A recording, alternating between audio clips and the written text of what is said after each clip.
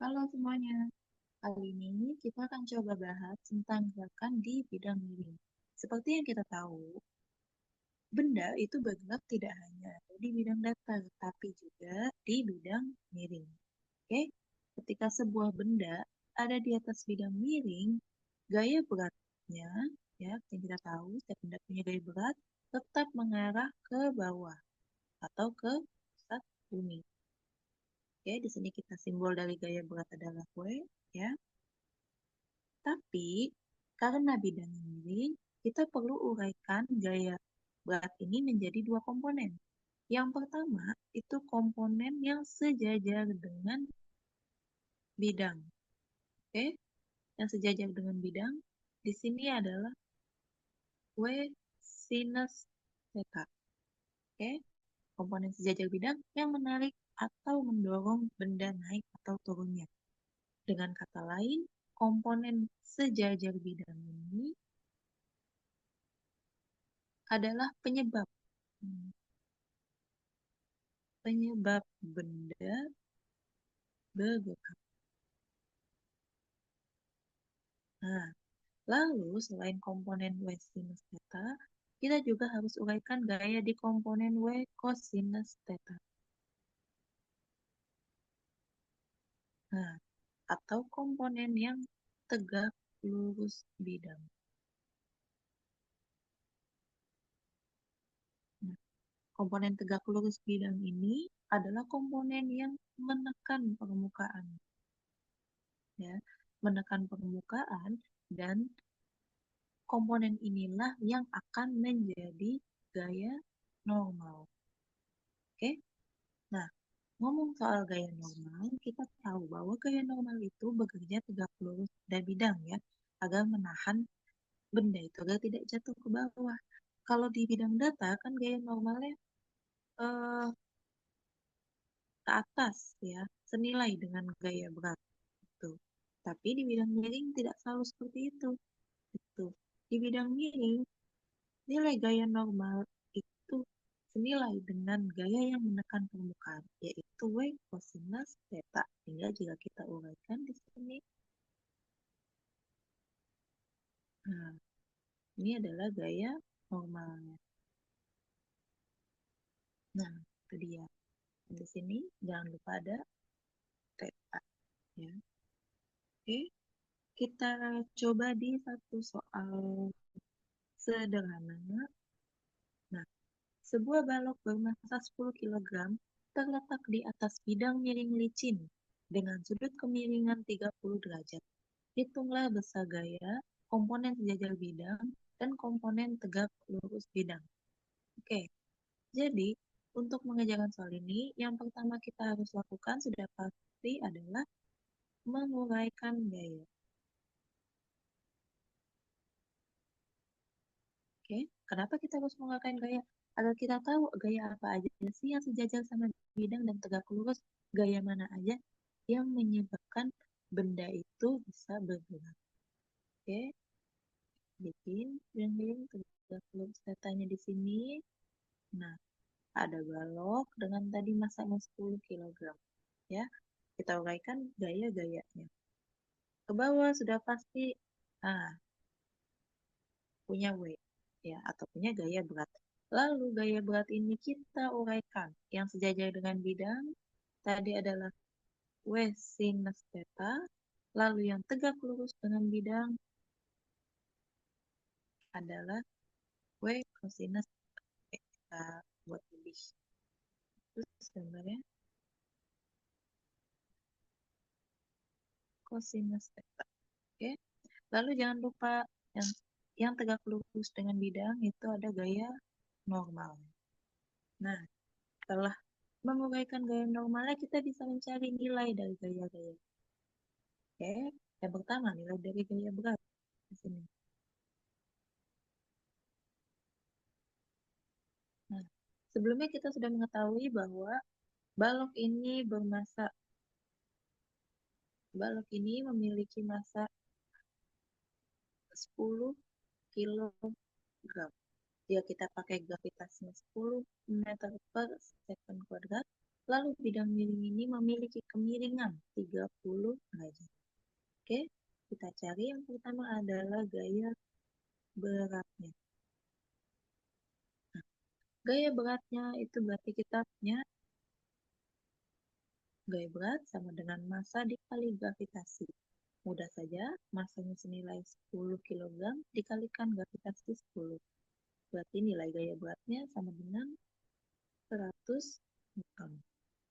Lalu komponen sejajar bidang. Tadi komponen sejajar bidang adalah W sinus theta. Nah, komponen sejajar bidang W-nya kita sudah punya 100 Newton ya, dikali sinus dari 30 derajat ya.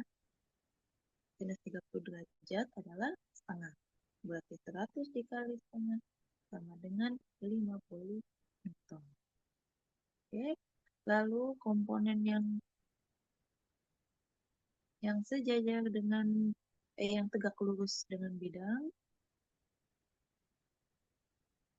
oke, berarti adalah W cosinus theta ya.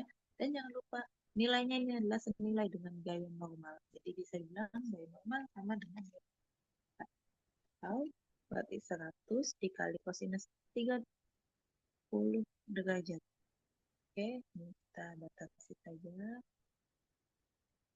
100 dikali cosinus 30 derajat berarti 100 dikali setengah akar 3 sama dengan 50 akar 3 Newton. Oke, ini adalah komponen-komponen dari gaya ya. Nah, sekarang jika ada tambahan nih, hitung pula besar percepatan jika balok didorong dari atas dengan gaya 15 Newton dan koefisien gaya kinetis adalah sebesar 0,2. Oke, berarti jika ada, perhatikan di sini jika ada koefisien gaya gesek kinetis, artinya bidang miringnya tidak sepenuhnya licin, oke, karena ada gaya gesek ya. Kita pertimbangkan gaya gesek di sini. Jadi kalau kita gambar ulang ya,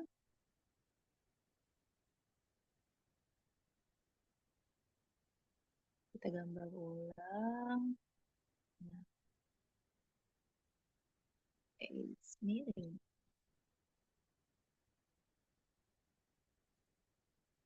Gambar ulang. Di sini seperti tadi, W, lalu sini W cosinus theta.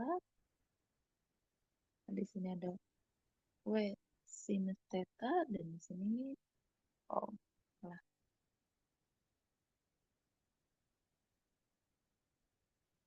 Nah, miring ya. Gaya Newton. Nah, di sini balok didorong dari atas dengan gaya 15 Newton. Berarti ada gaya dorong.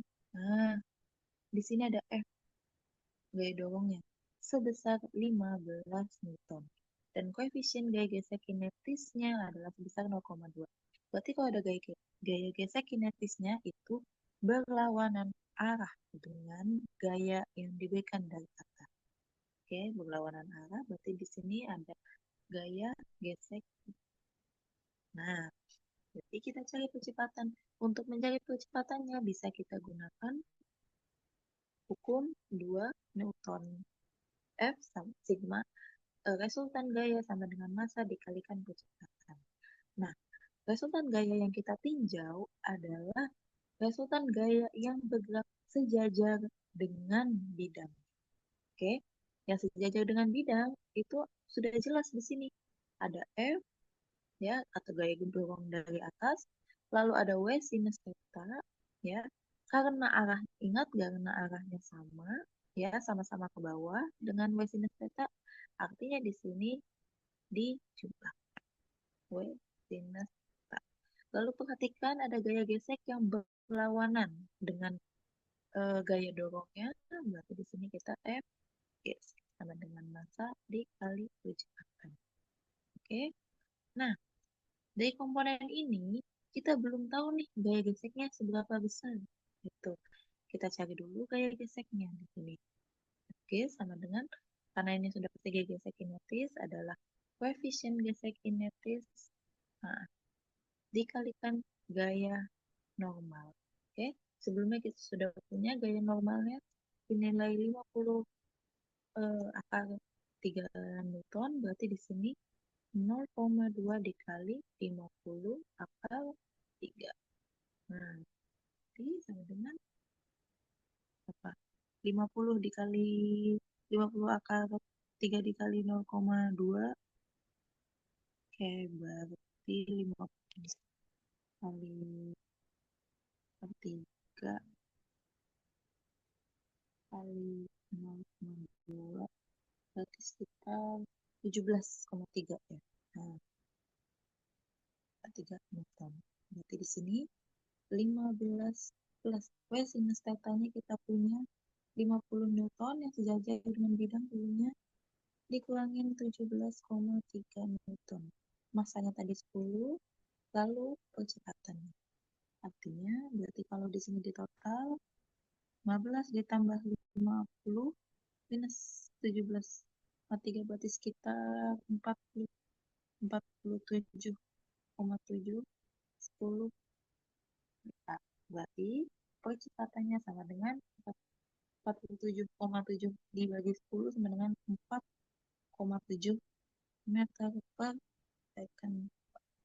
Ini dia nilai percepatan dari balok bermassa 10 kg yang jatuh di bidang miring. Nah, dari sini yang patut diingat adalah bahwa berat itu selalu vertikal ke bawah. Akan tetapi di bidang miring, gaya berat itu selalu diuraikan menjadi W sinus theta yang sejajar dengan bidangnya yang menjadi penyebab benda bergerak, dan W cosinus theta yang menjadi gaya normal. Sekian dari yang bisa kita bahas. Selanjutnya kita akan bertemu di soal lain. Terima kasih.